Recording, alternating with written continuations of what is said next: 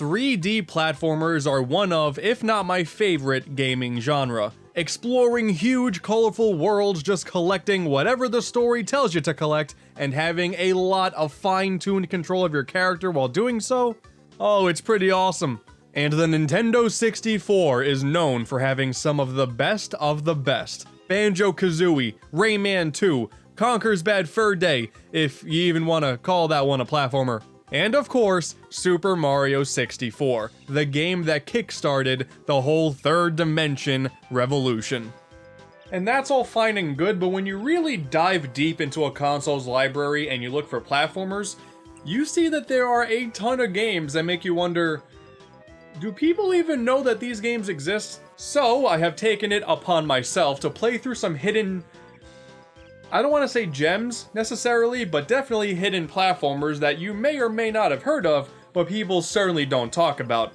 It doesn't really help that when it comes to the virtual console, what it is and what it was, a lot of the options that I have here, it's just not happening. These games are lost in time.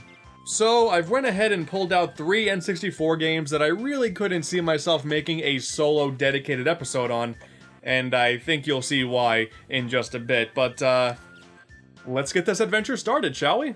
First off, we got Chameleon Twist. And boy, what a relic of its era this one is. Oh man, okay, so what animal have we not made a platformer of yet? Okay, a chameleon, perfect. Make it, ship it, quick. Whatever happens, happens. So here's the story. The rabbit from Alice in Wonderland, I guess, is running off into a giant jar that leads him into a different dimension, and as the curious little chameleon that you are, you jump in, and doing so, you transform into this thing, which is still a chameleon.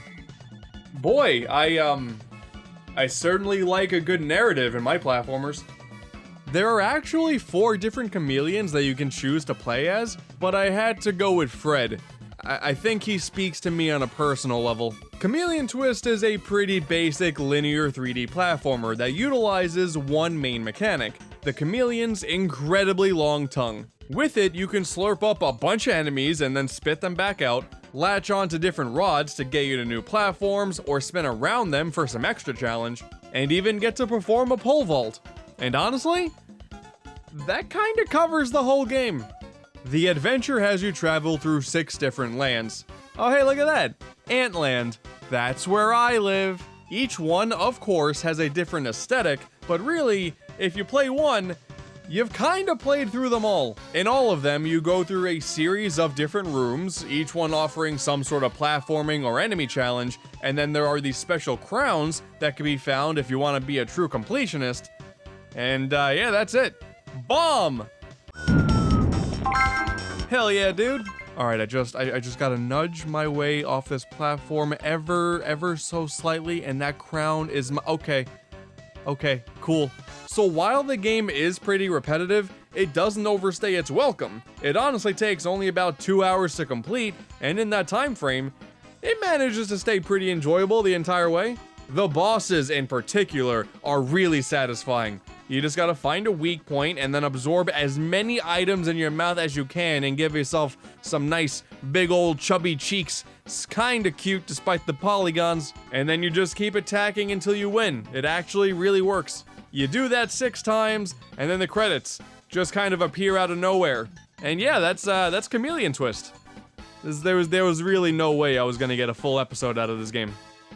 Chameleon Twist represents a simpler time in gaming. It's definitely nostalgic for the era, but it really won't blow your mind. It did manage to get a sequel though, which is kinda surprising, but I think we'll save that until next time. Honestly, I think the best part about this game is the cat at the very beginning.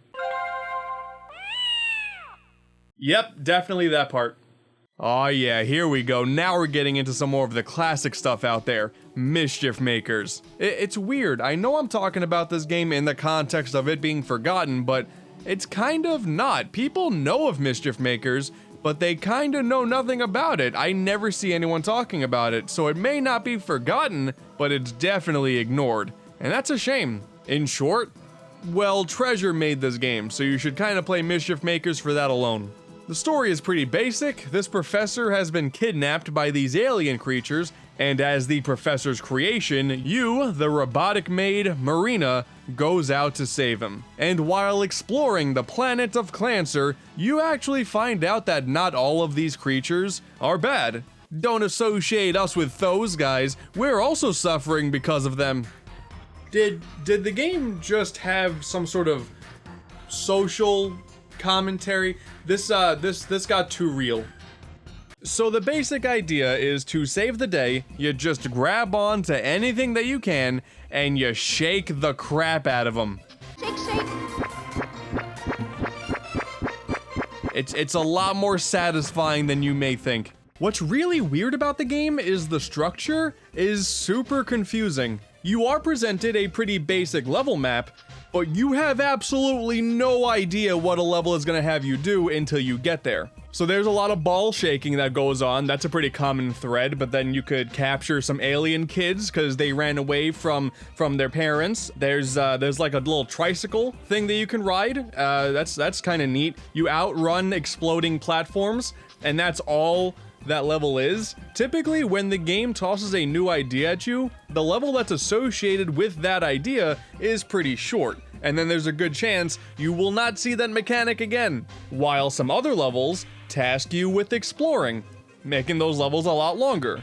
It's really inconsistent, and it would be more of a problem than what it really is if it wasn't for the fact that it's actually pretty fun. Like, there's this level about halfway through the adventure where you basically partake in the Olympics, and the final competition is a mathematical face-off. Finally, my years of being good at math in school finally come in handy. Oh, and then, you play dodgeball with the cat. Yeah, as one does. For being a 2D platformer, I really can't say that I've seen one laid out like this before. Shake me hard, grab me and shake me. Oh, I don't think I like this game anymore. Okay, so I know I just said that you never really know what to expect from the game's levels, but then this guy showed up, he begged me to shake him, and then he turned into this weird formation of balls and blocks with faces on them. And man, the 90s were actually a mistake this whole time. Yeah, serves him right. Probably.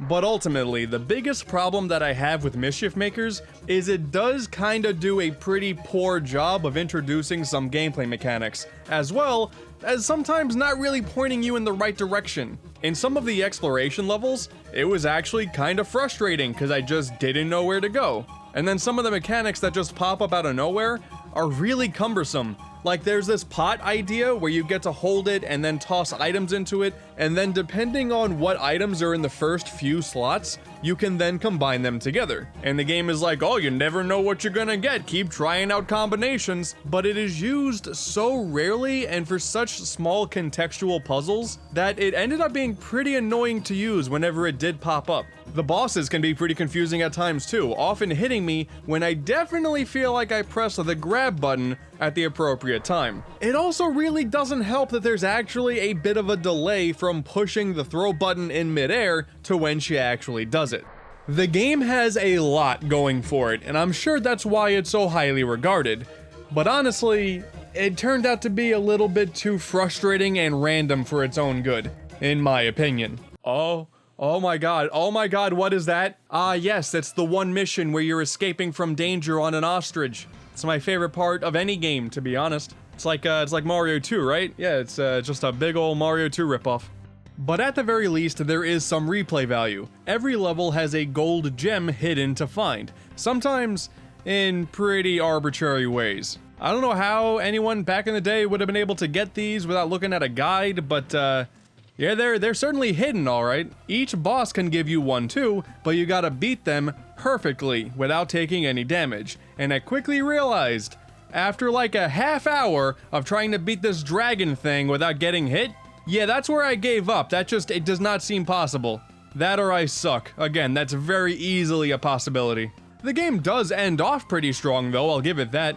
Throughout the adventure, you go through plenty main boss battles. There are 3 different commanders that all try to stop you along the way, in pretty glamorous fashion, might I add. This leads off to a battle with their boss, the evil commander.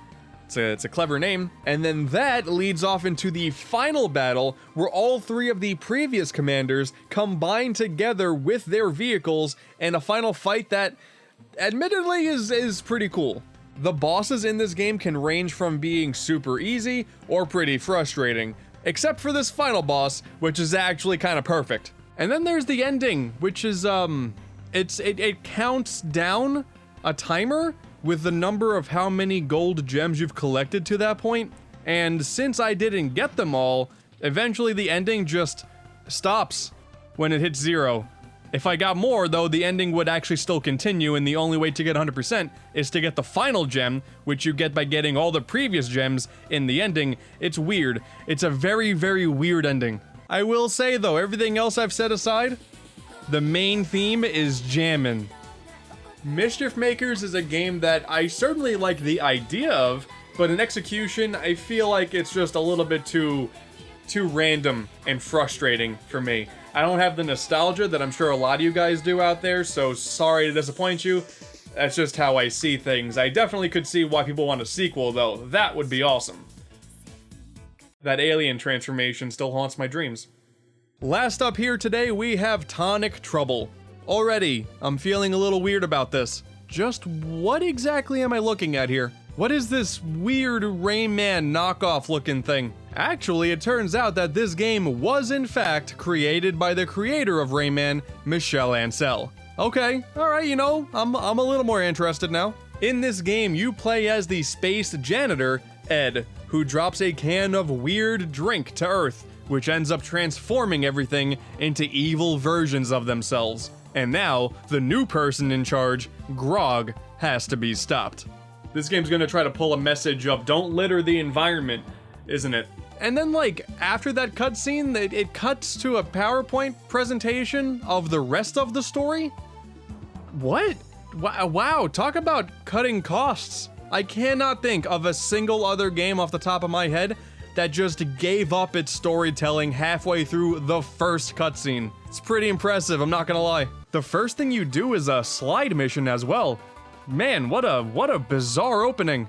From that point, the game does end up following a pretty standard formula throughout the entire adventure. Here is the doctor. He needs some help gathering materials, all conveniently in bunches of 6 to power up his machine to get Ed to where Grog is located. You go and explore pretty linear 3D environments to get the MacGuffins that you need. You get a new ability every time you complete a level to help you out on your next level. You rinse and repeat until the end. Though I will say, the game is very, very rough. Often, it just doesn't feel like the game is finished with how bad the camera can be at times, the controls sometimes just aren't responsive, the frame rate dips into insanely low numbers at times. I'll be honest though, just the absurdity of what I was doing did keep me invested until the end. Believe me, a lot of the game, a whole lot of it is frustrating due to the poor camera and controls like I mentioned before, but I'm clearly just a sick person here. I just had to see what the next level was gonna do to me. Who knows what weird and wacky layout of platforming and puzzles I'll end up hating in 20 minutes. Can't wait to find out. All right, I just want the thing. I just want the thing. Give me the thing.